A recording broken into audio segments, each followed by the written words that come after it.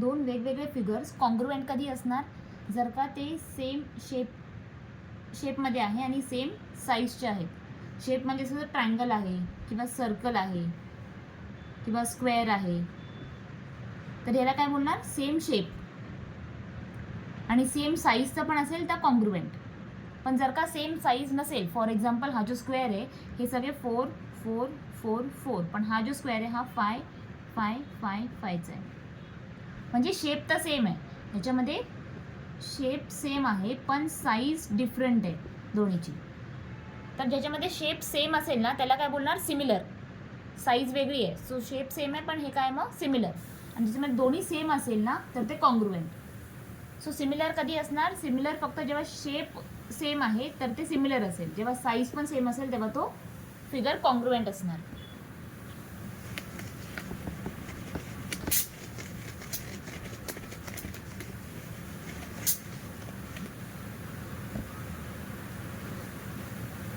तर 6.1चा first one बघ, all circles are dash. All circles काय असणार, similar. All squares are dash, squares पण काय आहे, सिमिलर, कारण त्याचे शेप सेम आहेत. All dash triangles are similar.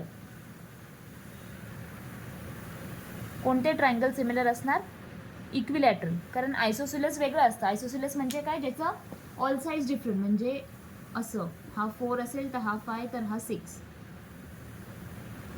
किंवा दुसरं अजून काही असेल 6 5 3 एनिथिंग. आयसोसिलस म्हणजे तिन्ही साईड्स वेगळे, तर तिन्ही साईड्स वेगवेगळे आहेत तर मग ते सेम नसणार ना. पण जर का आपण इक्विलॅटरल बघितलं, इक्विलॅटरलमध्ये ऑल साईड सेम असतं, म्हणून ते इक्विलॅटरल ट्रायंगल्सला आपण सिमिलर बोलू शकतो. Two polygons of same number of sides are similar if.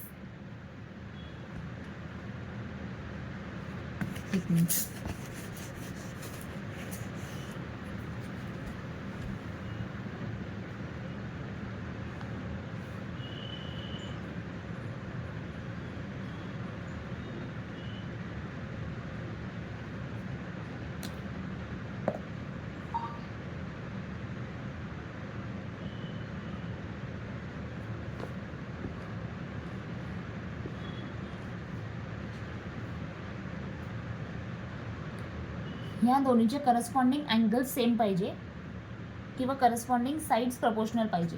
म्हणजे हा अँगल 40 आहे तर हा पण अँगल 40 पाहिजे. हा 5 सेंटीमीटर आहे लाईन ए बी, तर हे पण 5 पाहिजे. हे 4 आहे तर हे पण 4 पाहिजे, असं सगळं सेम. सो करस्पॉन्डिंग साइड्स पण सेम, करस्पॉन्डिंग अँगल्स पण same.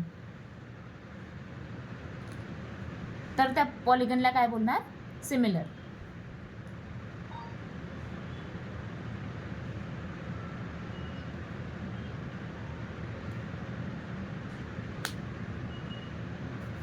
Give 2 examples of pair of similar figure.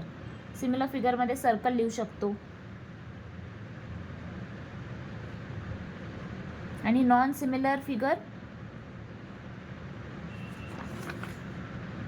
त्याच्यामध्ये सर्कल आणि ट्रायंगल घेऊ शकतो, कारण त्याचा शेप्स डिफरंट आहे सर्कल आणि ट्रायंगलचा. मग ते दोन काय झाले, नॉन सिमिलर है ना. सर्कल सर्कल हे सिमिलर आहे, पण मी एक स्क्वेअर ड्रॉ केला, एक ट्रायंगल केला तर हे नॉन सिमिलर. किंवा एक सर्कल केला आणि एक रेक्टँगल केला, हे पण नॉन सिमिलर, कारण शेपच डिफरंट आहे. शेप सेम म्हणजे सिमिलर. किंवा ट्रायंगलमध्ये पण तुम्ही आयसोसिलस घेऊ शकतात आणि एक हे घेऊ शकतात, स्केल इन ट्रायंगल.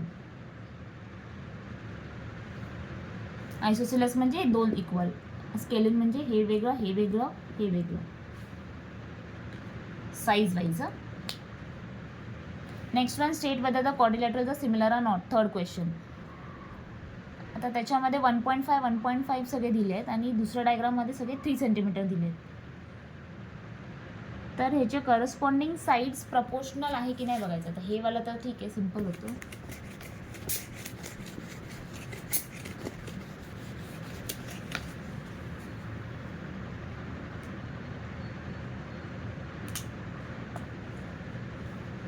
एक डायग्राम आहे, त्याचं किती दिलं आहे, 1.5 1.5 1.5 1.5.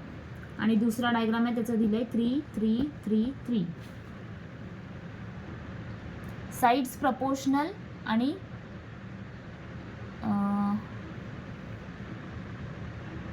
अँगल हे 90 दिलेत ना.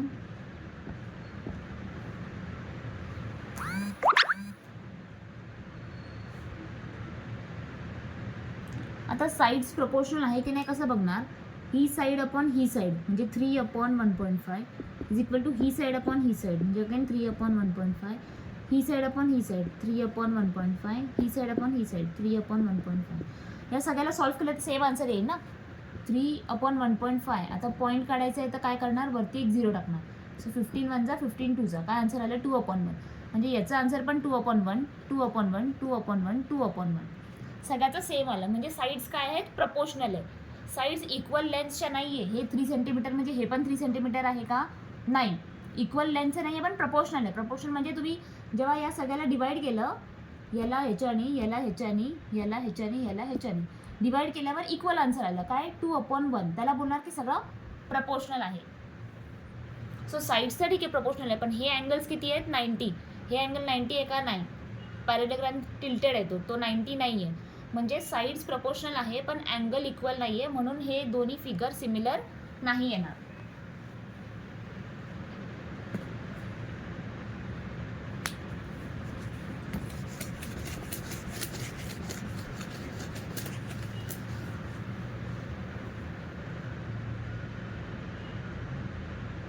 आता नेक्स्ट वन इम्पॉर्टंट आहे थेल्स थिअरम किंवा बेसिक प्रपोर्शनॅलिटी थिअरम. तो थिअरम कसा असतो, सपोज आता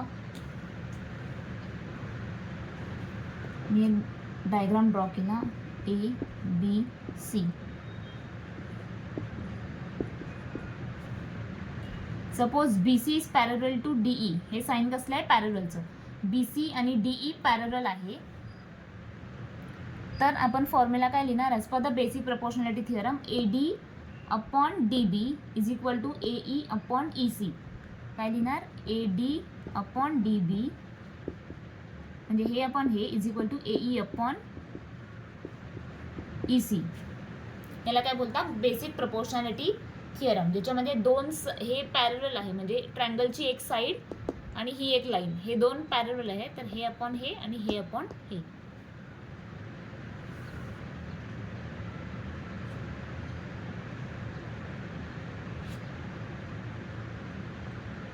आणि दुसरं पण अजून एक वे आहे.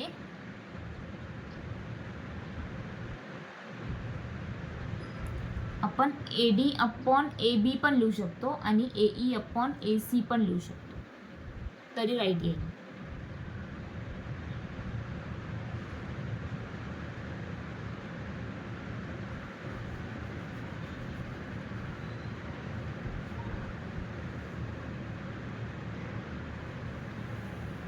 आणि AB अपॉन DB किंवा AC अपॉन AE तरी चालेल, तरी राईट आहे.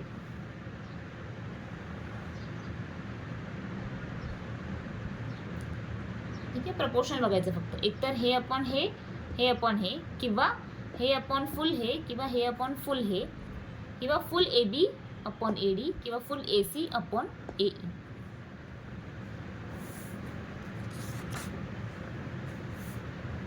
तसं फर्स्ट क्वेश्चन बघा 6.2चा.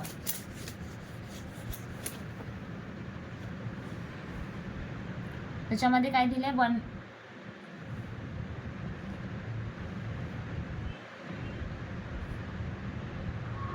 BC आणि हे A, इथे DE. हे 1.5 दिलंय, हे 1 आणि हे 3 दिलंय.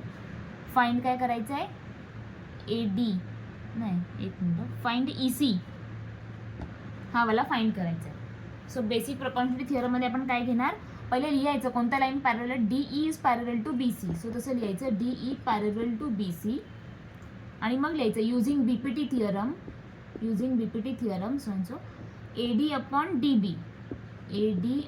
DB is equal to AE upon EC. मग ह्याच्यामध्ये व्हॅल्यूज टाका. AD म्हणजे किती, 1.5/3 is equal to 1 upon EC, कारण EC फाइंड करायचं. हे क्रॉस मल्टिप्लाय होणार, म्हणजे 1.5 into EC is equal to 3 into 1. So EC find करायचं इथेच ठेव, 1.5 त्या साईडला जाऊन काय होणार, divide. So EC is equal to 3/1.5. हा पॉईंट काढून आन्सर फाइंड करा पुढे. सिमिलरली त्याचं सेकंड वन पण करायचं आहे. सेकंड डायग्राम आहे, तुम्ही सॉल्व्ह नाही करत आहे, सेम वेनी करा. मग second question, E and F are points on side PQ and PR. State whether EF is parallel to QR. इथे पॅरलल आहे की नाही फाइंड करायचं आहे. सी आतापर्यंतच्या क्वेश्चनमध्ये हे दिलं होतं की हे पॅरलल आहे आणि मग आपण या फॉर्म्युलाने आन्सर फाइंड करायचो. आता नेक्स्टमध्ये त्यांनी विचारलं line is parallel or not.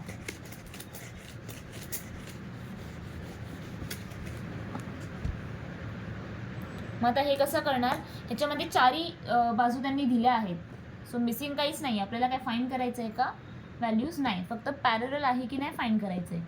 ह्याचे व्हॅल्यूज किती दिले त्यांनी, 3.9, 3.6 आणि इथे 3 सेंटीमीटर, इथे 2.4 सेंटीमीटर. सो आता आपण लिहून बघूया. सपोज आपण लिहिलं PE/EQ, PE/EQ is equal to PF/FR.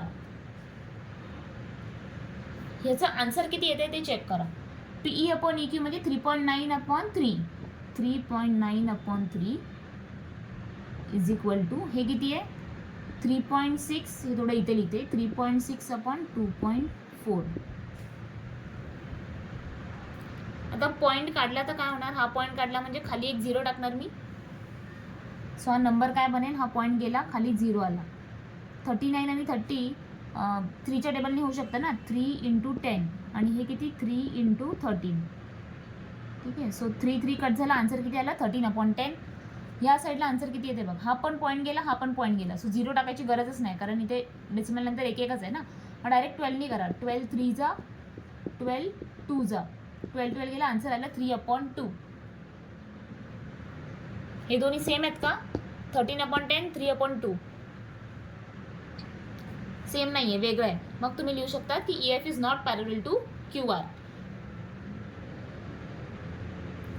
असं लिहावं लागेल, 13/10 नॉट इक्वल टू 3/2. त्याच्यानंतर लिहायचं हे वालं की PE/EQ नेक्स्ट स्टेपमध्ये नॉट इक्वल टू PF/FR.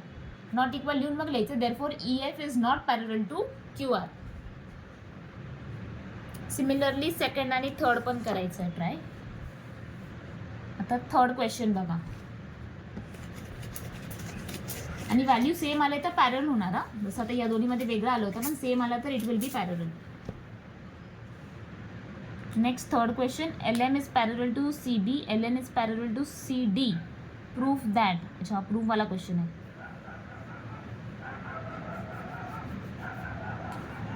ठीक आहे. सो ह्याच्यामध्ये फिगर कसा दिला आहे,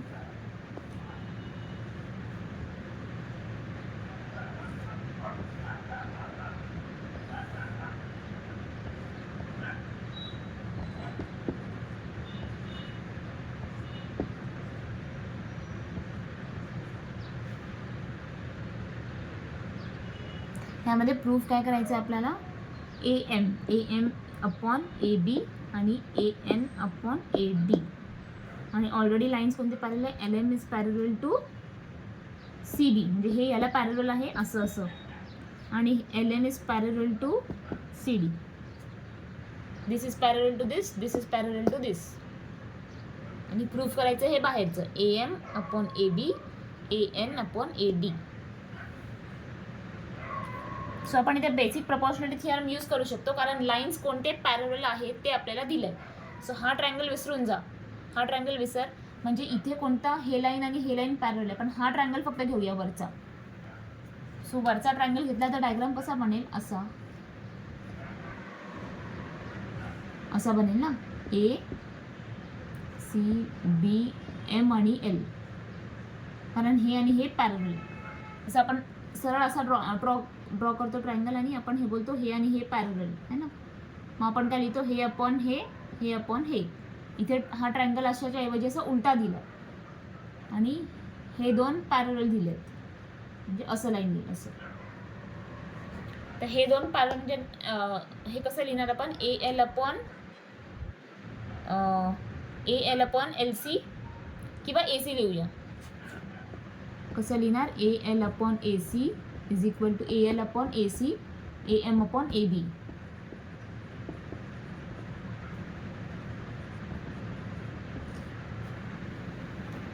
हा वरचा ट्रायंगल बघितला. सिमिलरली आता खालच्या ट्रायंगलमध्ये हे दोन पॅरल आहेत. मग कसं लिहिणार AL अपॉन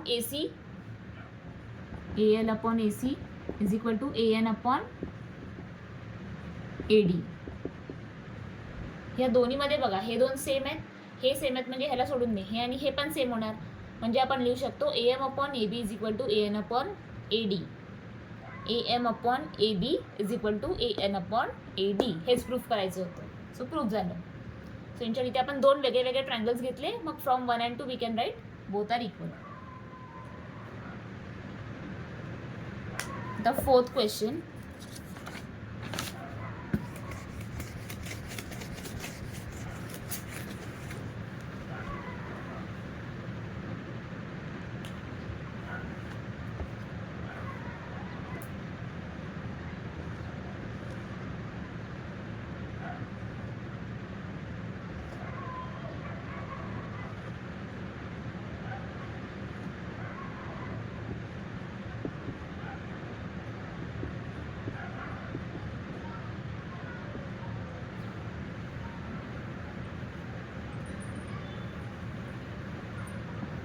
ह्याच्यामध्ये पण काय दिले DE parallel to AC. DE parallel to AC हे याला पॅरलल आहे आणि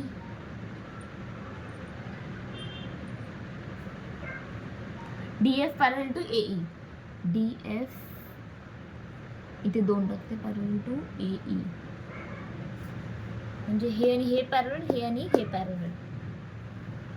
आता ह्याच्यामध्ये ट्रायंगल कोणता घेणार आपण. सपोज आपण ABC घेतला, ABC फुल, कारण हे आणि हे पॅरलल आहे ना. तर सपोज आता ABC मध्ये काय येणार ABC. AC बरोबर कोण आहे DE. फक्त DE ड्रॉ करा मग.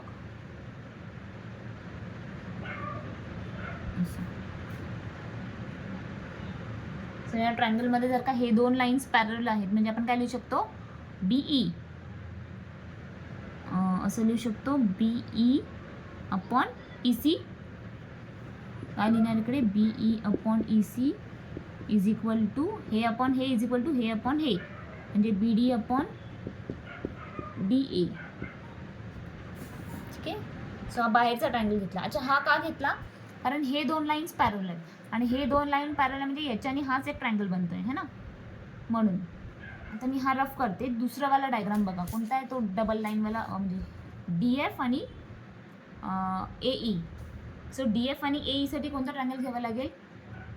हे दोन लाईन्स कशामध्ये बसतात असं बसतंय ना. हे सपोज AE आहे आणि हे DE आहे. लाईन्स कोणते पॅरलल आहेत AE आणि DE. सॉरी रॉंग झालं. AE आणि DF. कारण हे डबल डबल हे डबल लाईन हे double line.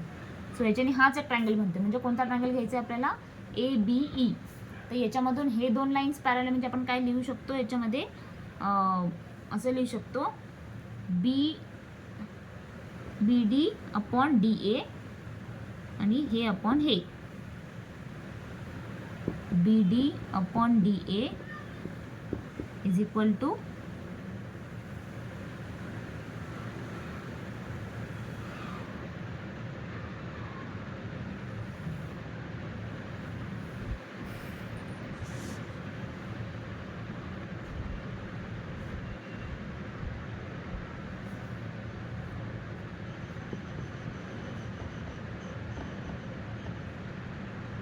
BF upon FE. या दोन्हीमध्ये काय सेम आहे आता ही साईड सेम आहे ही आणि ही.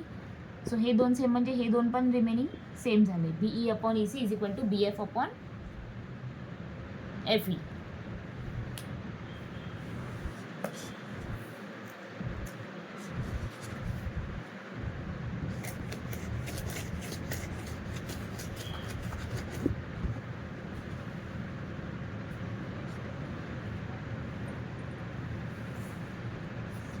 सेम वेनी आता 5th क्वेश्चन ट्राय करा. 5th मध्ये पण तसंच आहे. 2 ट्रायंगल्स घ्यायचे, POR आणि PQO. बाकीचे तुम्ही ट्राय करा कसं आहे ते.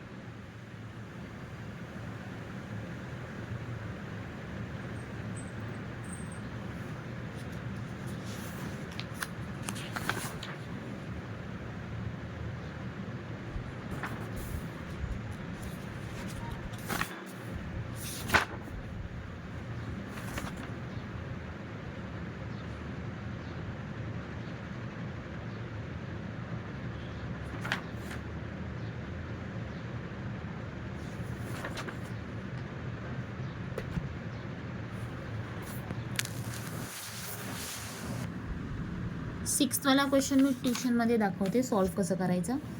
7th पण इझी आहे. 7th क्वेश्चनमध्ये प्रूफ करायचं आहे. रीड करा पूर्ण क्वेश्चन.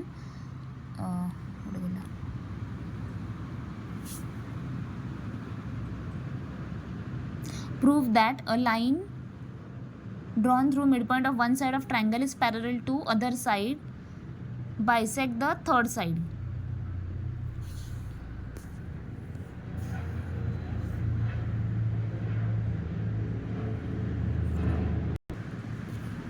सपोज हा मिडपॉइंट गिवन आहे डी, कारण हे 2 लाईन्स दाखवलेत ना, म्हणजे D is the midpoint means AD is equal to DB. तर ह्या मिडपॉइंटवरून एक लाईन ड्रॉ करायची ट्रायंगलच्या दुसऱ्या साईडला, म्हणजे डीपासून लाईन ड्रॉ केली इथे, याला नेमिंग केलं E. ठीक आहे. So line drawn through midpoint of one side. कोणता midpoint of one side? AB हे वन साईड आहे, याचं मिडपॉइंट D आहे. डीपासून एक लाईन ड्रॉ केली टुवर्ड्स AC, आणि ACला ज्या पॉईंटला ते मीट झाला तो पॉईंट कोणता आहे? E. To the midpoint of one side of triangle is parallel to another side bisect the third side. इथून ड्रॉ केलं इथपर्यंत is parallel to third side म्हणजे ट्रायंगलची ही फर्स्ट साइड आहे, ही सेकंड आहे आणि ही थर्ड आहे BC. तर ते लोक सांगतात DE will be parallel to BC, आणि हे प्रूफ करायचं आहे E मिडपॉइंट आहे bisect third side. So E midpoint आहे प्रूफ करायला काय करणार? AE is equal to EC. हे जर का आपण प्रूफ केलं AE is equal to EC, म्हणजे प्रूफ होईल E is the mid point. So again basic proportionality theorem use करायचं आहे. DE आणि BC मुळे काय लिहू शकतो आपण? AD upon DB. AD upon DB is equal to AE upon EC. तेच इथे लिहायचं आहे. मग नेक्स्टमध्ये लिहायचं D मिड पॉईंट आहे, म्हणजे AD आणि DB पण इक्वल आहे. AD आणि DB पण इक्वल आहे. हे कोणतं लिहिलं? Basic proportionality. हे D मिड पॉईंट आहे म्हणून दोन्ही इक्वल आहे. दोन्ही इक्वल आहे म्हणजे आपण ह्याला खाली आणलं तर ह्याला 1 लिहू शकतो ना. DB जर का इथे मल्टिप्लाय इथे आला तर डिवाइड होईल, तर इज इक्वल टूमध्ये काय येणार? 1, कारण दोन्ही इक्वल आहे. सो जर का हे 1 आहे तर हे पण किती होणार? 1, कारण हे दोन्ही पण इक्वल आहेत. सो म्हणजे याच्याऐवजी 1 टाका, हे काढून 1 टाकायचं. तो 1 equals AE upon EC. 1 equals AE upon EC. EC या साईडला गेला तर 1 बरोबर मल्टिप्लाय होईल. So EC into 1 EC is equal to AE. हे दोन्ही इक्वल झाले. सो EC आणि AE इक्वल झालं. हे आणि हे इक्वल आहे, म्हणजेच E काय आहे? Mid point.